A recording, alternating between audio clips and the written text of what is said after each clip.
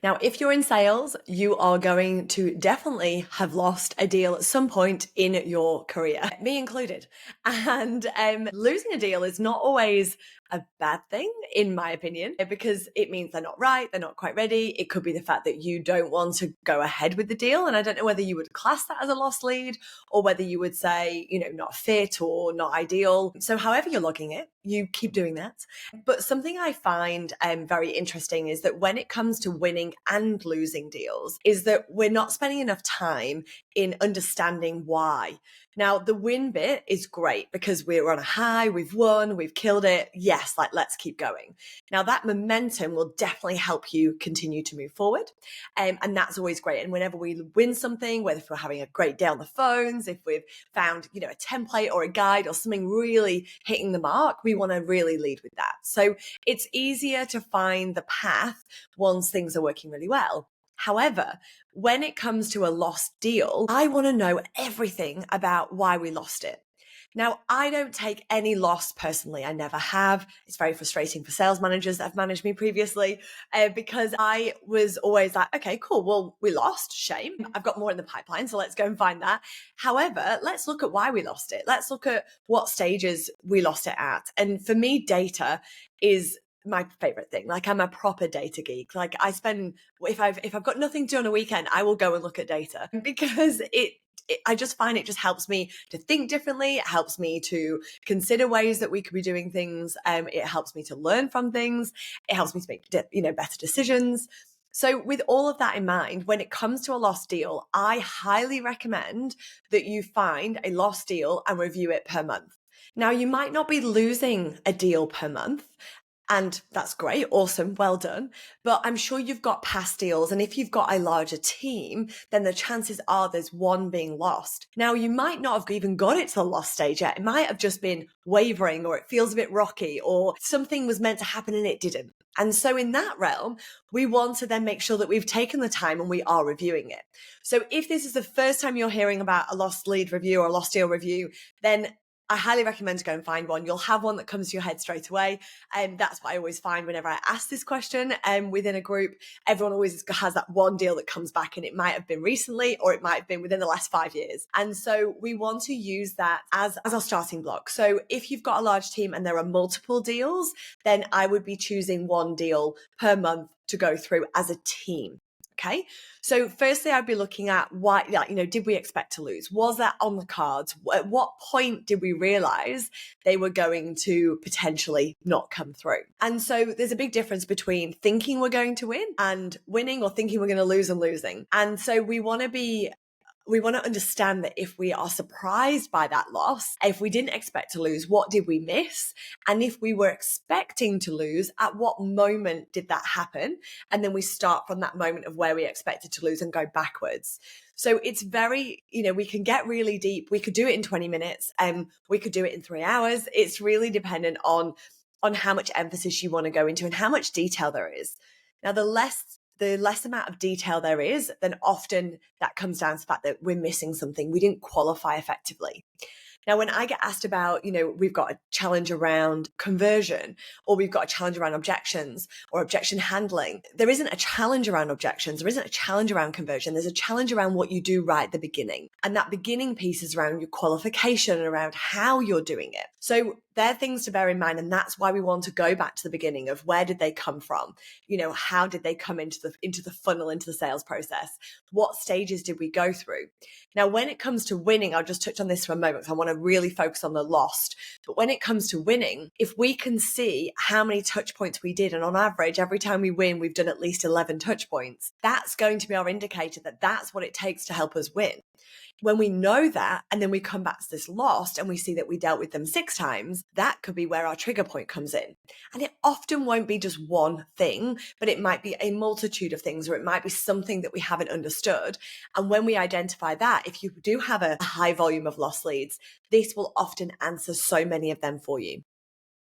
So then if we think about the feedback from the prospect, so when we're gathering feedback from a lost deal, when we understand why we lost it and get feedback from the prospect, and we won't say client because they didn't end up converting, is that we're able to learn so much more from that, but we also value what experience they had. Now, often this can be difficult, especially if you're working over email, and this highlights even more how important picking up the phone is, because if we lose something, pick up the phone. I really appreciate you letting me know. Thank you. I'm obviously gutted we weren't able to get it across the line. Just out of interest, who did you end up going with? Would you mind just sharing why, or what we could have done differently? Or is there anything, in our process that we could have done differently or changed to support you? And then that way we're able to know. Now, sometimes we'll get a lost lead where we already knew that they were dealing with an incumbent. And so that's fine. We already knew that at the beginning. But what was it? Why did they go to market? Was it just for 3 quotes? Or was there a reason why? Because that problem, or the reason that they may have looked externally may still be there. It might just be that they made it too good to be true to say no. It might just be that they've promised the earth. Now we've got to be around. But if we know that, we know we need to be there front of mind. We know that we need to be there adding value and supporting them throughout their process as that term of their engagement, service, product goes through. Then we want to look at our pipeline and what else we've got in the pipeline and how it got in there. So if we've got others very similar to that, it means that we can flag that and we can start to have an impact or review whether we should be taking them further. Because it's okay to stop a prospect in your sales process if you believe you're not going to close them. I have a principle around sending out proposals is that if I don't believe you're going to buy, or if I don't believe we're going to win, I am not going to send you a proposal, because proposals take time. Proposals are tailored. They require work for scoping. Unless you've got a 1-line item and it's X number of users and it's this, fair enough, you can absolutely do that, chuck it together.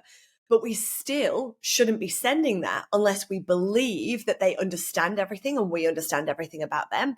And we therefore have confidence in the fact that that's going to close. Now, for some of your larger deals or some of your more complex, or especially if they're fresh, you may be required to do one. But as a general rule, that's where I stand. So when it comes back to that lost understanding piece, we want to really know, where they've come from. Was it an inbound lead or was it an outbound lead?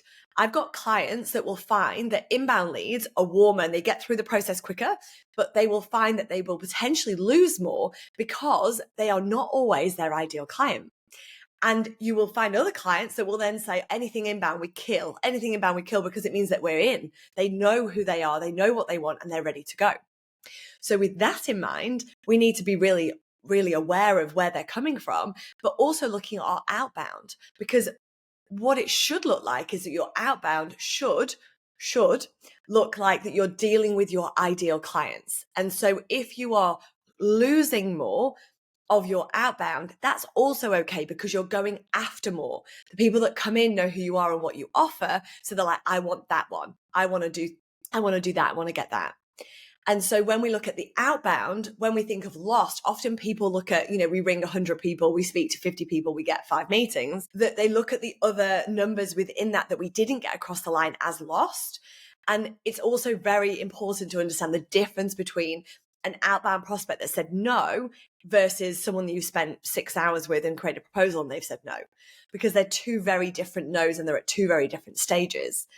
So lost reviews need to be done as a team. One of the great questions that I always ask the person whose deal it is reflecting now, what could you have done differently? Like knowing what you know now, whether it's feedback from the client, whether it's a review of the opportunity, knowing what you know now, what would you do? What would you have done differently? And we always want a response in that, because often we can get defensive about our lost leads and say, nothing. I couldn't do anything. It was because this changed, the CFO changed, CEO changed, nothing.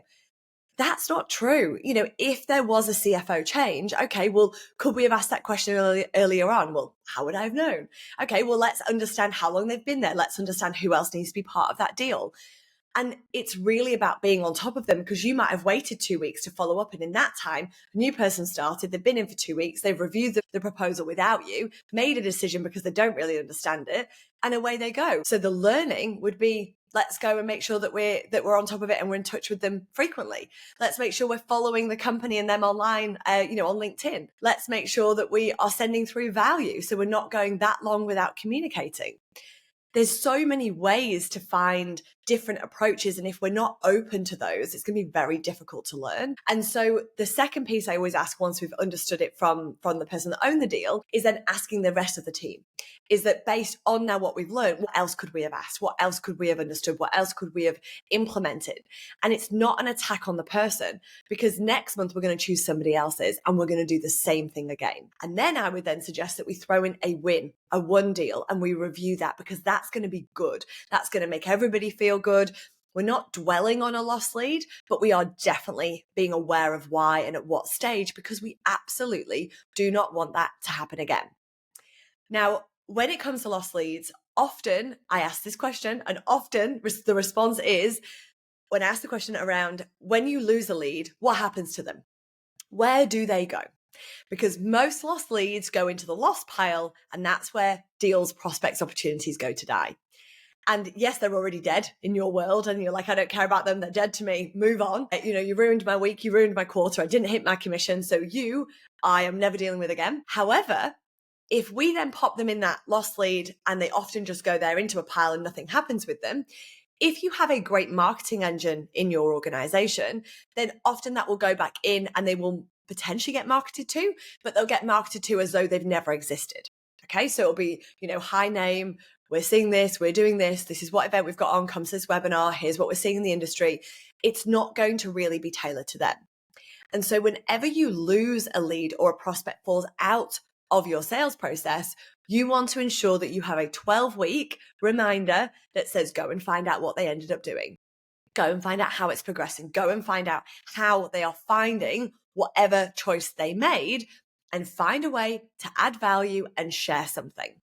Okay. It doesn't need to be anything massive. It could just be based on our conversations, glad to hear I'm glad to hear things are going great. Based on our conversations, I think you would really find this report interesting. I think you'd find this webinar really of value.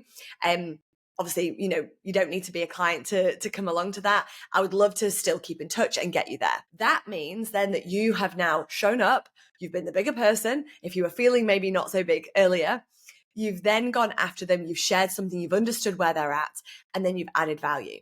Now, if they're connected with you on LinkedIn and you're posting, they're going to see you, that you're going to remain recent and frequent. Now, our job at that point is to be there should the others drop the ball. That's number one.